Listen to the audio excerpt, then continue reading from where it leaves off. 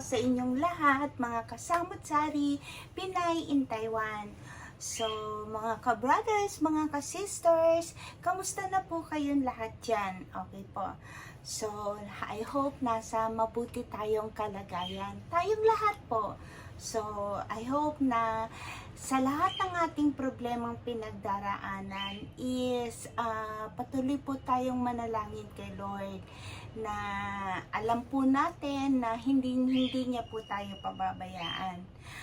Okay po, so ito na naman po ang inyong kasamot-sari Pinay in Taiwan na maghahatid po sa inyo ng simpleng pang-lunch, pang-dinner na ulam. Simple lang po kasi tipid sa gastos, tipid at budget talaga po. So simulan na po natin ang ating prepare ng ating ingredients. Okay po, samahan niyo po ako.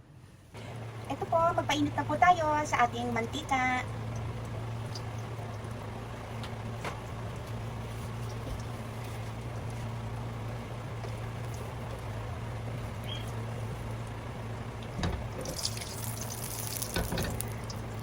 Actually, yung mantika pong ginamit ko, ito po yung pinagprituhan ko kahapon ng atay.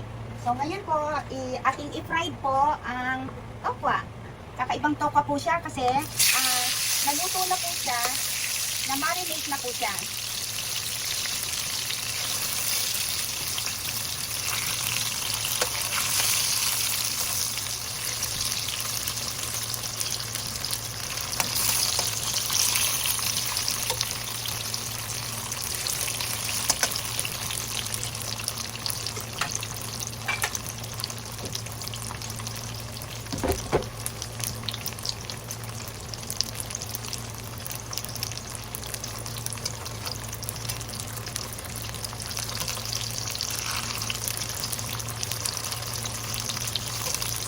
Dito po sa Taiwan, maraming klaseng tokwa.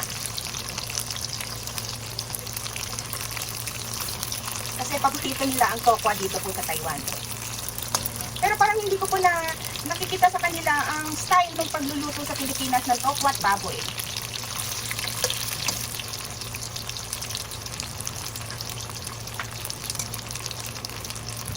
Kayo po ba dyan? Meron na pong niluluto para sa pang-lunch ko.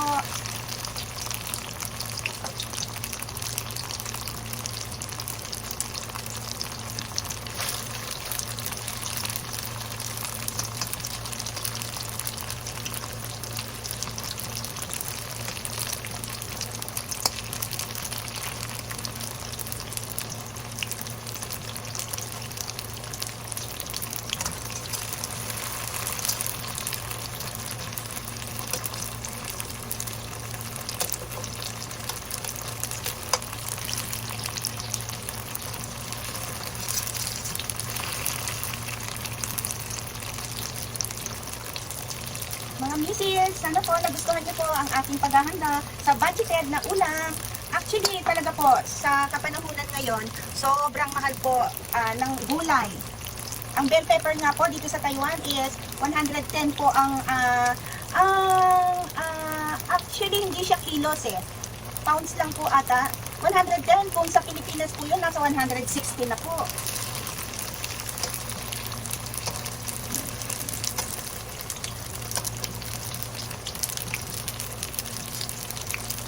Talaga pong nagmahal ng bilihin ngayon. So, actually may mga ulam naman po na hindi naman kailangan ng palaging may karne.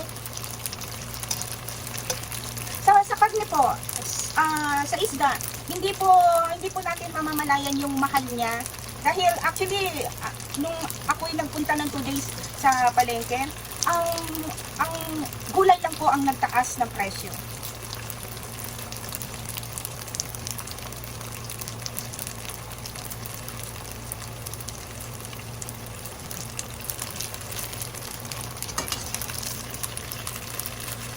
So, hamuin na po natin siya.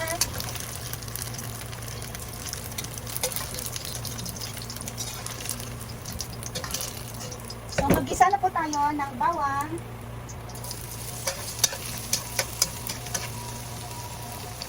Sunod na po natin ang sibuyas.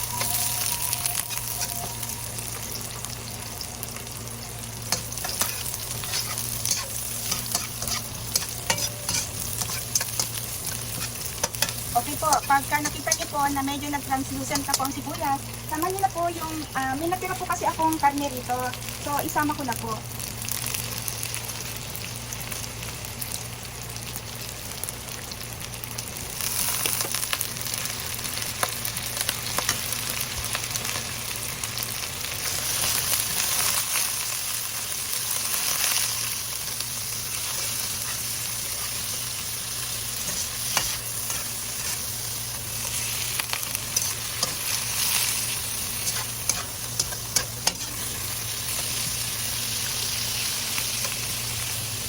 Igisa lang po natin siya.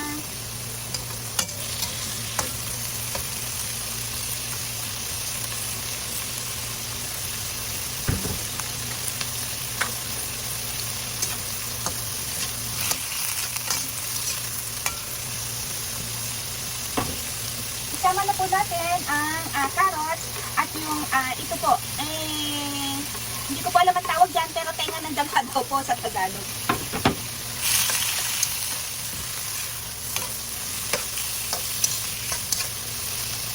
So, timplahan na po natin. Gamit po tayo ng patis.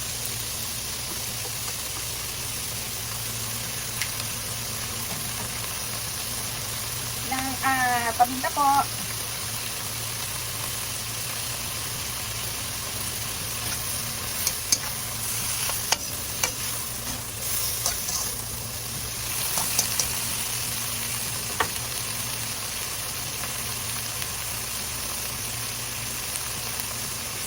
Mag-add po tayo ng water para lumambot po yung carrots at saka yung kanyang karne. Takpan po natin. Ito po, nakulo na po siya.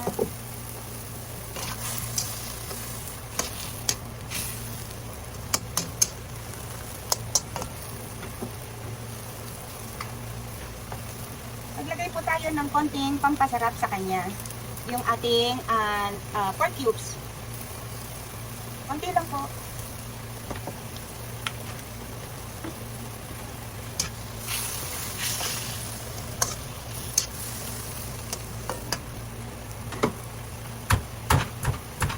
Then, ang ating toge.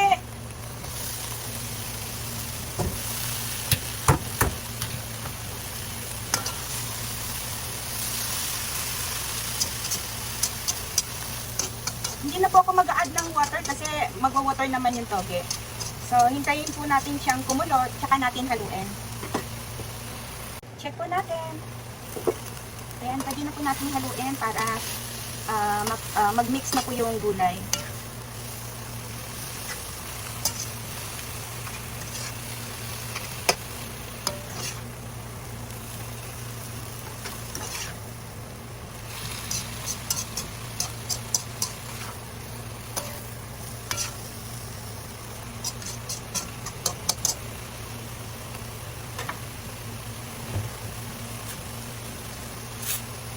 Tikman po natin kung merong alat na. Meron na po. So, hindi na po tayo mag-a-add ng asin.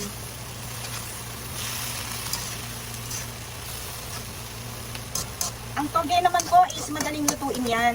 So, ngayon po, isama na po natin itong tokwa.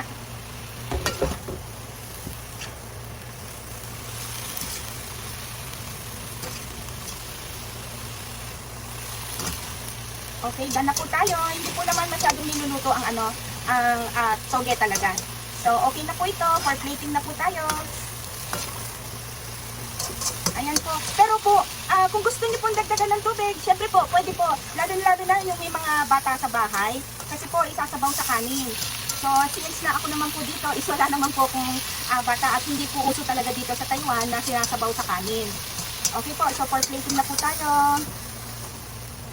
Hello po mga ka-brothers, mga ka-sisters! Nakatapos na naman po tayo ng isang putahe for today. Ang ating toge with tofu. Napaka-budget po talaga at simple at hindi po kayo gagastos ng mahal po dito.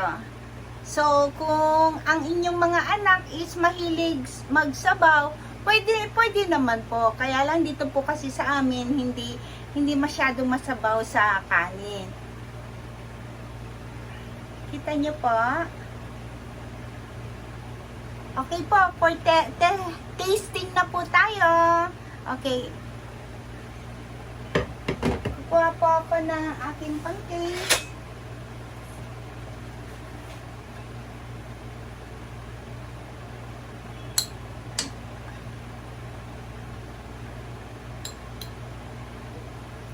Ito po, kumuha po ako ng tokwa at saka ang kanyang toge. Masarap dito, may kanin. Tikman po natin ang tokwa.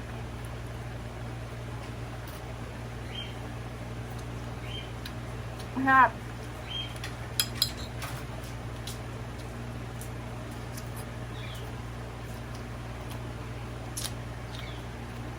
Ang sarap-sarap po.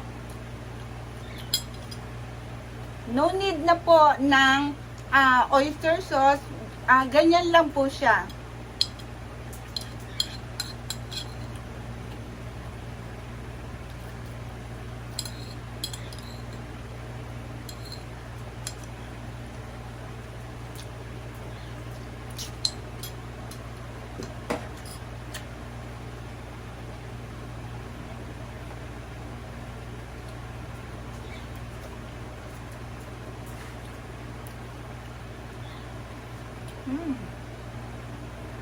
Ang sarap po talaga, lalo na po pag may kanin. So, ano pa po ang hinihintay ng ating mga kamisis, ating mga ka-brothers, mga ka-sisters? Magluto na rin po kayo sa napakasimpleng luto at sulit pasok sa ating bulsa. Okay? Ang tokwa at may kasamang toge. Ginisang toge sa tokwa. Okay po, maraming salamat po sa inyong lahat. I hope na nagugustuhan niyo po ang aking vlog. Patuloy po sana kayong manood ng aking content. And please po, sana sa mga hindi pa po nakakapag-like and subscribe, please lang po. So, sana po i-hit nyo po ang subscribe button. Maraming salamat po. God bless you all.